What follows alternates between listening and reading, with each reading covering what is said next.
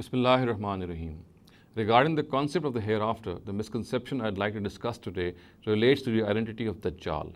Now, it is known that a person called Dajjal, or a person identified by the name of Dajjal, or a person whose attribute is Dajjal, would appear near the end of time, near the day of judgment, and as such, he will be regarded as a sign of the day of judgment.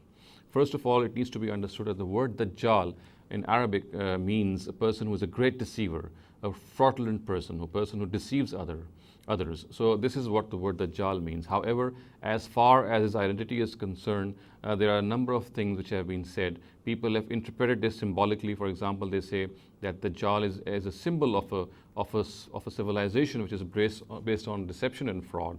Other people think that he's a person and an individual and he'll have certain attributes.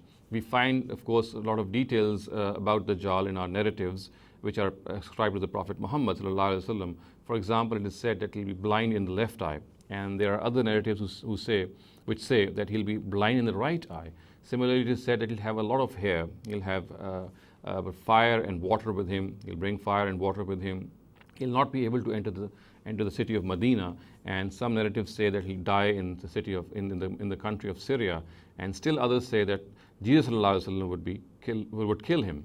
So these are the things which are found in these narratives. However, there is one thing which is very clearly found in these narratives, in some of these narratives, which can help us identify the personality of Dajjal very much, and that is that there are certain narratives which mention him by the expression Al-Masihud Dajjal, which of course means that he would be a deceiver who would deceive people by posing himself to be Jesus sallallahu alaihi wasallam.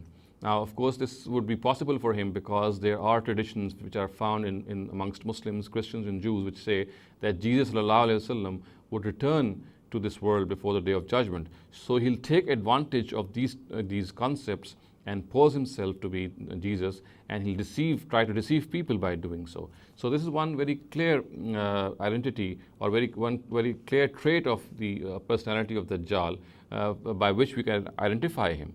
And of course, there are other details which are found in narratives when, if their ascription to the Prophet Muhammad sallallahu alaihi wasallam is true, then of course such a person will come before the day of judgment, and he'll have certain attributes which are mentioned. However, as I said, this particular attribute in which he'll wrongly pose himself to be Jesus sallallahu alaihi wasallam is a very, very clear trait of his identity, and as such, this can help us identify who this person would be whenever he arrives.